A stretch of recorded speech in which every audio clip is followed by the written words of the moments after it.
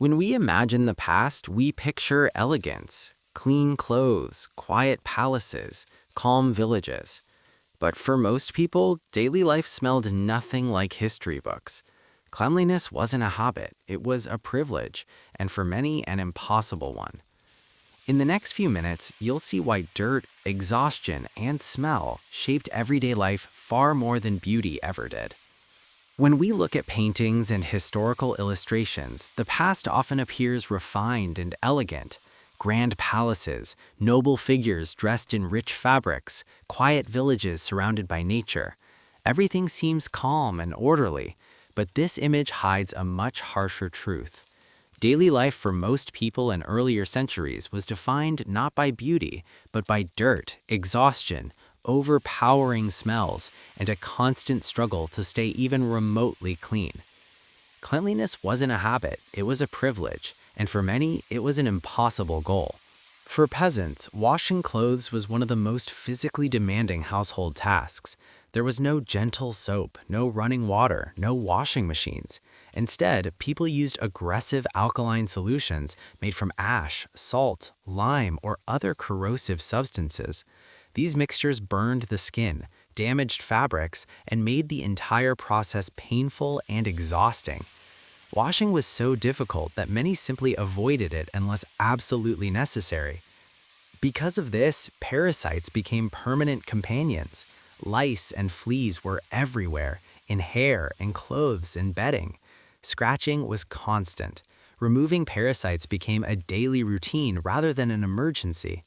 Over time, the problem grew so widespread that even simple objects had to adapt. Hair combs began to change shape. Their teeth became thinner and closer together, making it easier to pull lice and dirt from hair. Ironically, the fine-toothed comb we still recognize today exists largely because medieval women were fighting infestations on a daily basis. Tools weren't always available, so people relied on one another.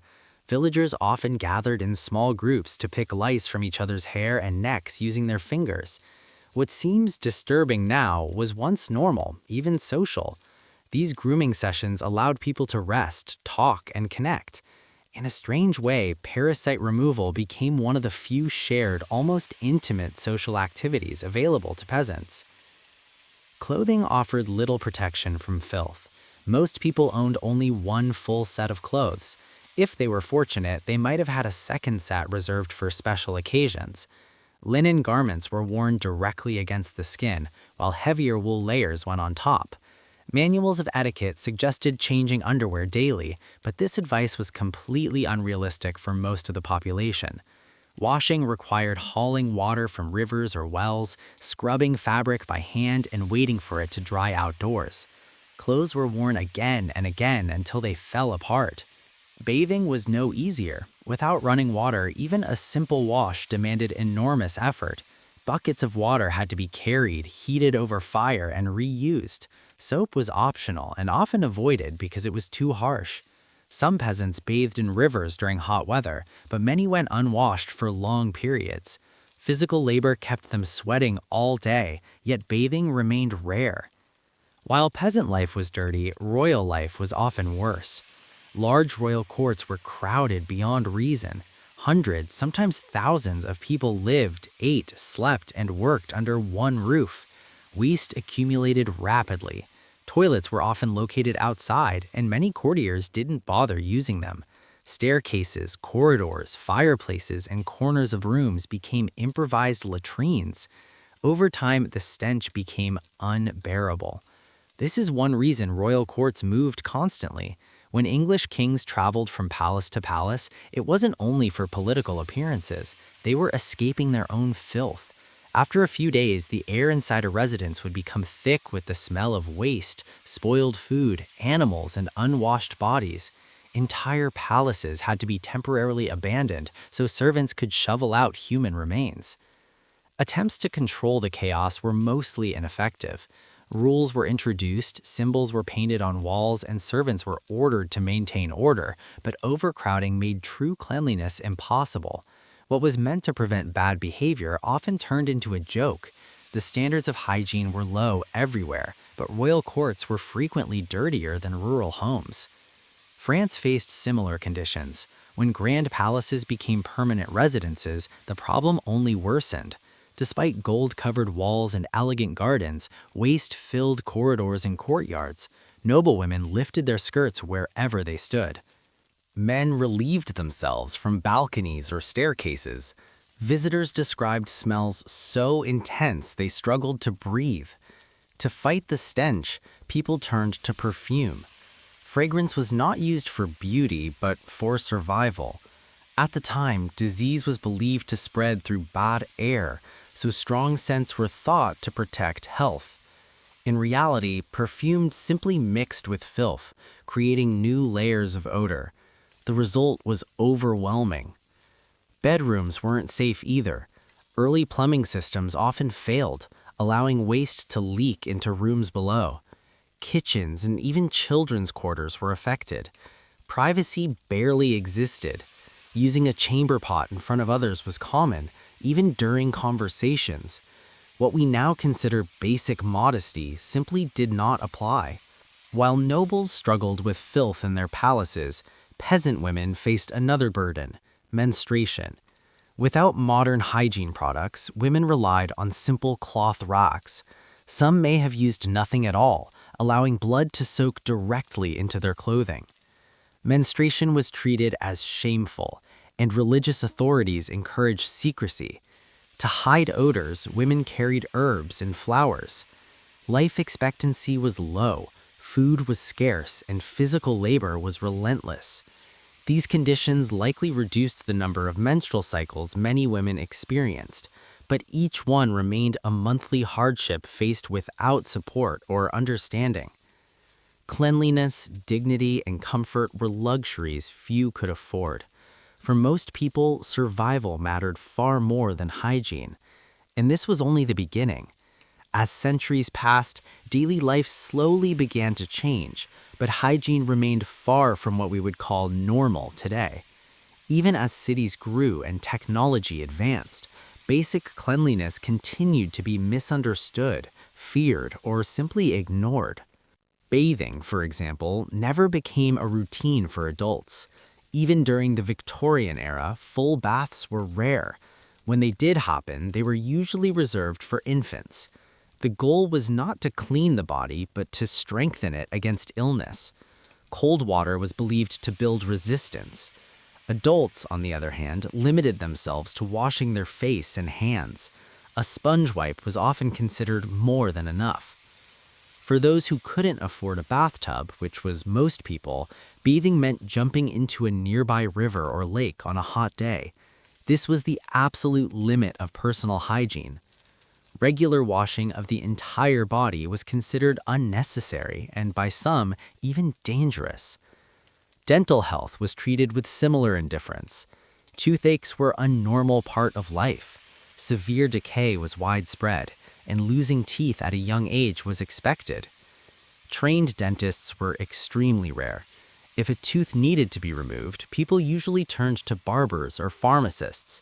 The procedure was quick, painful, and often done without proper tools. Replacing missing teeth was possible, but far from pleasant. Early dentures and implants were made from wood, metal, or ivory. In some cases, healthy teeth were purchased from poor people who were desperate for money. These teeth were then reshaped and implanted into someone else's mouth, a practice that sounds horrifying today, but was once surprisingly common. As cities became more crowded, sanitation problems reached critical levels. Waste disposal systems either didn't exist or were dangerously primitive. In many places, human waste was dumped directly into rivers that also supplied drinking water. This led to disaster. In the mid-19th century, one summer changed everything. Heat intensified the smell of waste floating in the river that ran through London. The odor became so overwhelming that government buildings shut down.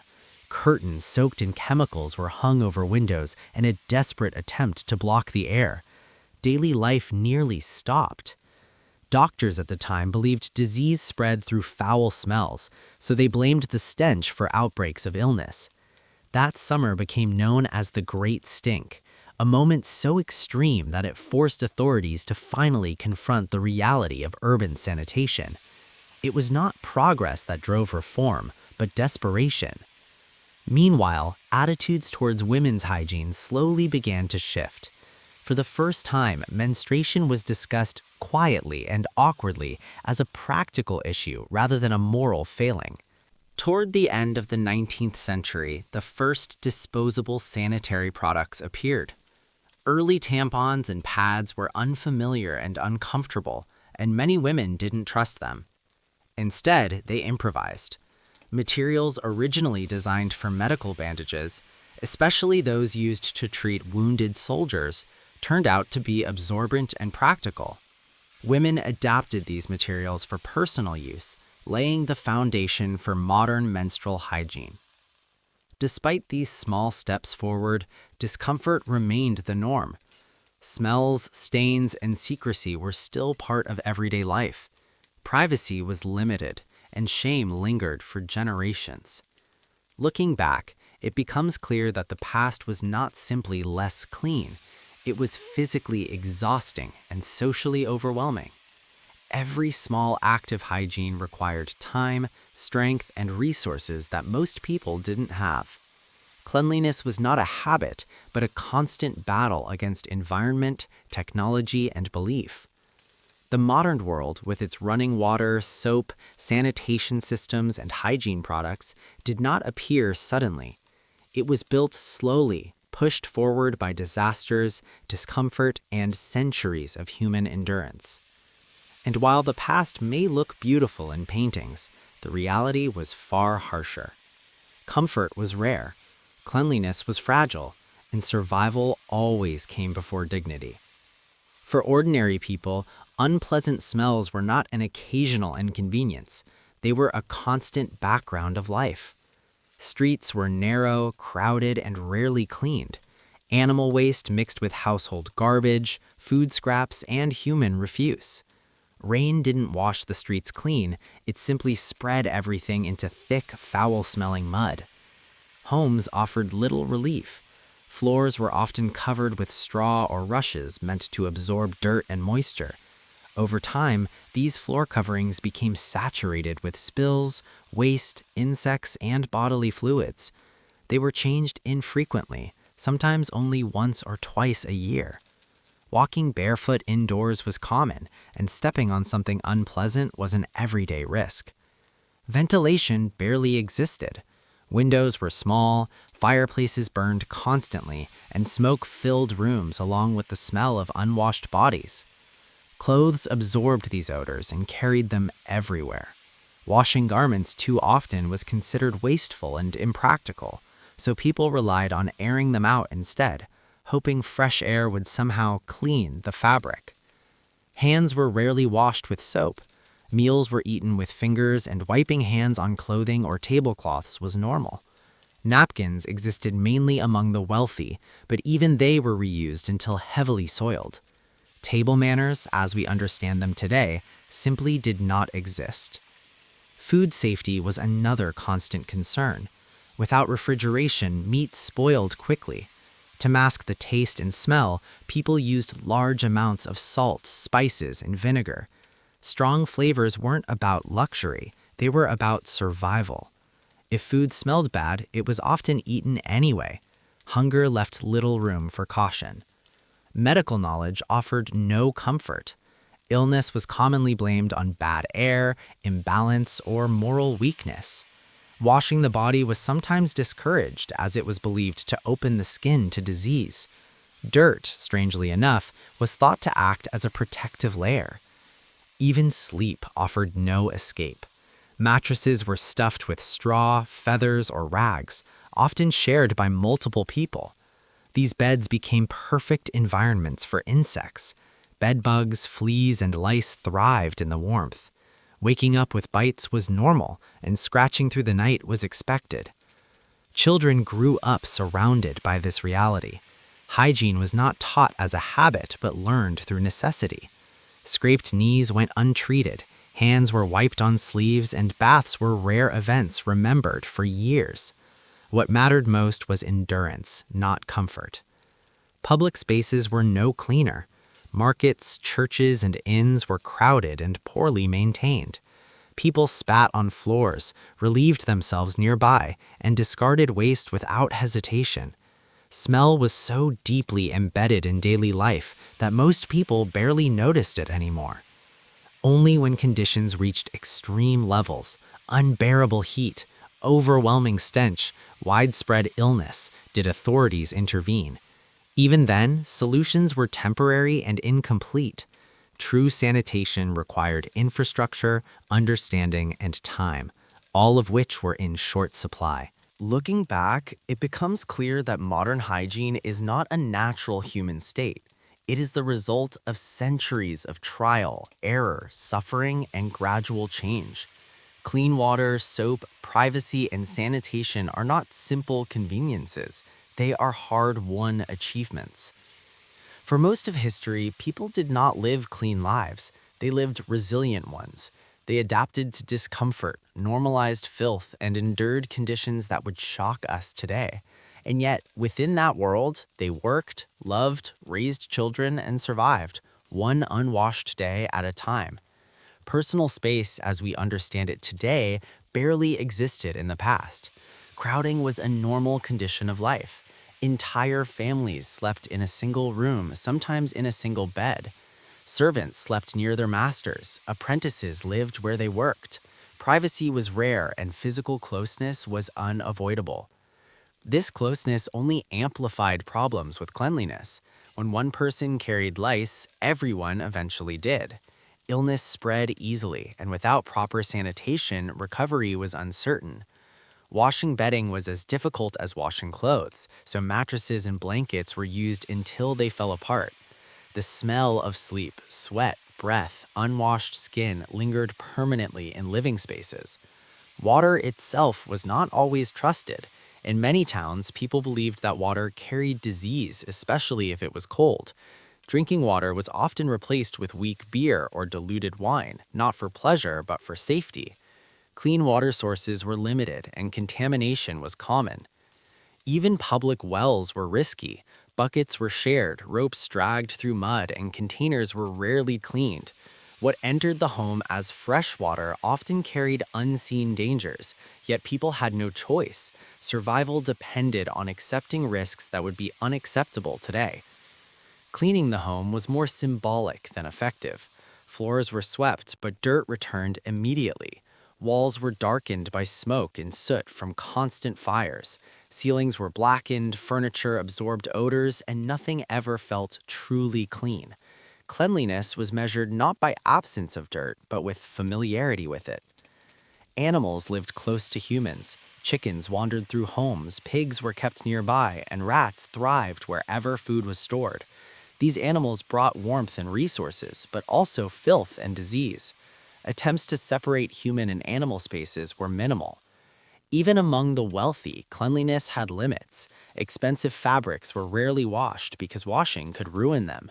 Perfumes and powders were used instead, not to remove dirt, but to disguise it. Clean-looking clothing often hid layers of sweat and grime beneath. Hands were cleaned by rubbing them together or wiping them on fabric. Soap was precious and used sparingly. Nails chopped dirt, hair absorbed smells, and skin carried layers of residue from daily life. None of this was unusual. It was simply how life worked. Children adapted quickly. What adults tolerated, children accepted without question. They played in streets, handled animals, and learned early that dirt was unavoidable. Cleanliness was not taught as a moral value, but as a practical concern, and only when absolutely necessary. Death was also part of this environment. Bodies were prepared with limited washing, burial happened quickly, cemeteries were crowded, and decomposition often affected nearby water and air. The cycle of life and decay was visible and unavoidable. Only much later did ideas begin to change. Cleanliness slowly became associated with order, health, and morality, but for centuries, dirt was simply a condition of existence. People did not fight it, they lived with it. Understanding this reality changes how we see the past. It wasn't ignorant or careless, it was constrained.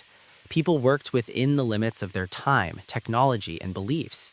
What seems shocking now was normal, expected, and unavoidable.